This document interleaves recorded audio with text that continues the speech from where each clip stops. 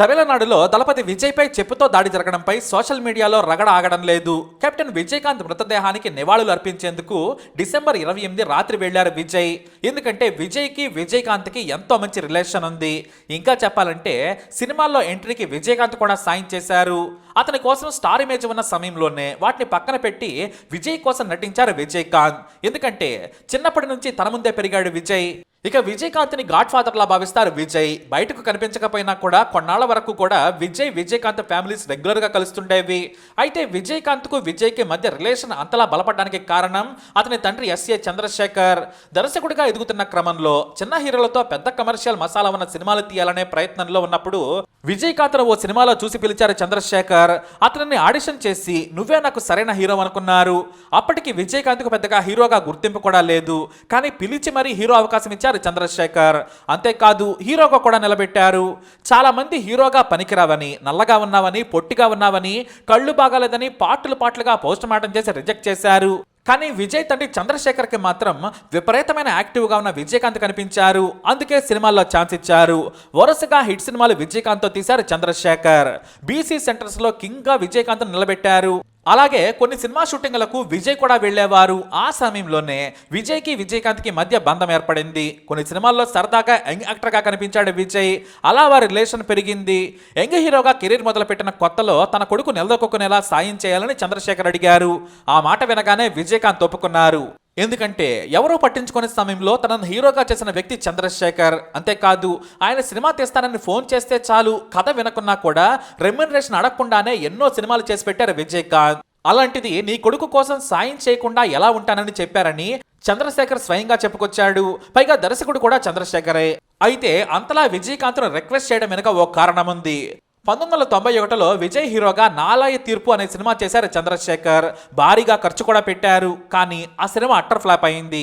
కొడుకు మొదటి సినిమా ఇలా కావడమే కాదు, ఆస్తులు మొత్తం పోయే పరిస్థితికి వచ్చింది.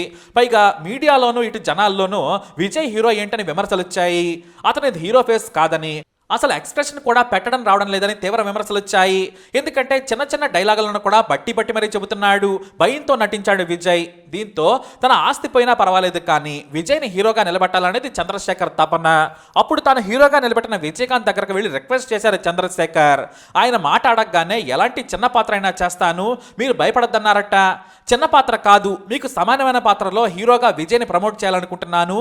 మీకు ఇబ్బంది లేదు కదా, విజయ్కి ఇది జీవనమరణ సమస్య, ఆర్థికంగా నాకు కూడా, మీకు తెలియందేముందని బ్రతిమలాడాడట చంద్రశేఖర్. ఎందుకంటే స్టార్ ఇమేజ్ ఉన్న విజయకాంత్ మాస్ ఇమేజ్ ను వాడుకొని పక్కన విజయ్ని కూడా హీరోగా ప్రమోట్ చేయాలనేది తండ్రిగా అతని తపన. దీంతో మీరు ఏ పాత్ర ఇచ్చినా చేస్తాను, రూపాయి కూడా తీసుకోను, మీకు ఎన్ని రోజులు కావాలంటే అన్ని రోజులు డేట్స్ ఇస్తానని చెప్పారట విజయకాంత్. అప్పుడే సింధూర పాండిలో విజయ్కి అన్నగా నటించారు విజయకాంత్. ఈ సినిమా కోసం కాదు, విజయ్ కోసం తన రేంజ్ మాస్ అప్పీల్ ను తగ్గించుకొని మరీ నటించారు విజయకాంత్. ఈ సినిమా హిట్ అయింది. విజయ్ కెరీర్ కూడా గాడిన పడింది. అందుకే చాలాసార్లు విజయ్ కూడా నాకు అన్న సాయం చేశారు, తర్వాత నాకు సార్ అయ్యారు, ఆయన మంచి మనిషి, ఎప్పుడు డబ్బుతో స్నేహాన్ని చూడలేదు, నాన్న స్థాయికి ఆయన సాయం చేశారు. ఇంకా చెప్పాలంటే నాన్న కోసం ఎన్నో సినిమాలు చేసి పెట్టిన విజయకాంత్ కు ఎప్పటికీ రుణపడి ఉంటామన్నారు విజయ్. అందుకే విజయకాంత్ చనిపోయారని తెలియగానే ఇంటికి వచ్చి నివాళులు అర్పించారు. అయితే ఎలాగైనా విజయ్ అక్కడికి వస్తారని తెలుసుకున్న అభిమానులు వేలాదిగా తరలొచ్చారు. విజయ్కి ఫ్యాన్ ఫాలోయింగ్ పీక్స్ లో ఉంటుంది. పోలీసులు ఎంత కంట్రోల్ చేసినా కూడా ఆపే పరిస్థితి లేదు. దీంతో విజయ్ భారీ భద్రతతో వచ్చినా కూడా కనీసం గౌరవంగా నివాళులు అర్పించేందుకు కూడా అవకాశం ఇవ్వలేదు. విపరీతంగా నెట్టేయటం మీదకు రావడం చేశారు. ఇక అక్కడే మీడియా వాళ్ళు, సోషల్ మీడియా వాళ్ళు కూడా అందరూ విజయ్ మీద పడిపోయారు. చివరకు దండ వేసి విజయకాంత్ కుటుంబ సభ్యులను ఓదార్చారు. అయితే కాసేపు ప్రశాంతంగా వారితో మాట్లాడలేకపోయారు విజయ్. ఎందుకంటే అభిమానులు తొక్కిసలాట మొదలుపెట్టారు. దీంతో వేగంగా వెళ్లిపోయి కారెక్కుతూ ఉండగా ఒకరిద్దరు ఫ్యాన్స్ చెప్పులను విజయ్ మీదకు విసిరేశారు. కానీ భద్రతా సిబ్బంది వాటిని పట్టుకొని మళ్లీ విసిరేసి కారెక్కించి పంపించేశారు. అయితే ఈ ఘటన క్షణాల్లో వైరల్గా మారింది. మామూలుగా అజిత్ ఫ్యాన్స్ ఇలా చేసి ఉంటారనే ప్రచారం సాగగా అజిత్ ఫ్యాన్స్ దీనిని తీవ్రంగా ఖండించారు. మేము కూడా విజయ్తో ఉన్నాం, ఇలాంటి తప్పుడు పనులు అజిత్ ఫ్యాన్స్ చెయ్యరు, వీఆర్ విత్ విజయ్ అంటూ ట్రెండ్ చేశారు అజిత్ ఫ్యాన్స్. అయితే విజయకాంత్ ఫ్యాన్స్ లో ఎవరో కోపంతో చేసి ఉంటారనే చర్చ మొదలైంది. ఎందుకంటే విజయకాంత్ విజయ్ కోసం, అతని తండ్రి కోసం ఎంతో సాయం చేశారు. రూపాయి కూడా తీసుకోకుండా సొంత డబ్బులు ఖర్చు పెట్టి విజయ్ కెరీర్ కోసం తపన పడ్డారు. కానీ రాజకీయంగా వెనుకబడిన విజయకాంత్ కోసం ఏనాడు మద్దతు ఇవ్వలేదు విజయ్. విజయ్ కనుక ఒక్క ఎన్నికల్లోనైనా మద్దతు ఇచ్చి ఉంటే సీఎం కూడా అయ్యేంత అవకాశం ఉండేదని చెబుతున్నారు. కేవలం అవసరం ఉన్నప్పుడే విజయ్ వాడుకున్నాడు, తర్వాత కనిపించలేదని ఒక వర్గం విమర్శలు చేసింది. అయితే విజయకాంత్ కు విజయ్ తండ్రి కూడా హీరోగా నిలదొక్కునేలా సాయం చేశారు. ఆ తర్వాత విజయకాంత్ వారికి సాయం చేశారు.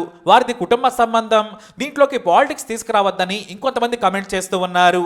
ఏదేమైనా కూడా నివాళులు అర్పించేందుకు వచ్చిన వ్యక్తిని ఇలా అవమానించడం తీవ్రమైన అంశం. ఈ విషయంపై అజిత్ ఫ్యాన్స్, విజయ్ ఫ్యాన్స్ ఒక్కటిగా నిలబడటం ఇక్కడ విశేషం. దీన్ని రాజకీయ కోణంలో చూస్తూ విజయకాంత్ అభిమానులు కావాలనే విజయ్ని టార్గెట్ చేస్తున్నారు. మామూలుగా అయితే విజయ్ ఫ్యాన్స్ కు అజిత్ ఫ్యాన్స్ కు అస్సలు పడదు, కానీ విజయ్కి మాత్రం ఇక్కడ సపోర్ట్ గా నిలిచారు అజిత్ ఫ్యాన్స్. అలాగే విజయకాంత్ ఫ్యాన్స్ కూడా తమ తప్పు తెలుసుకుంటే ఎంతో మంచిది.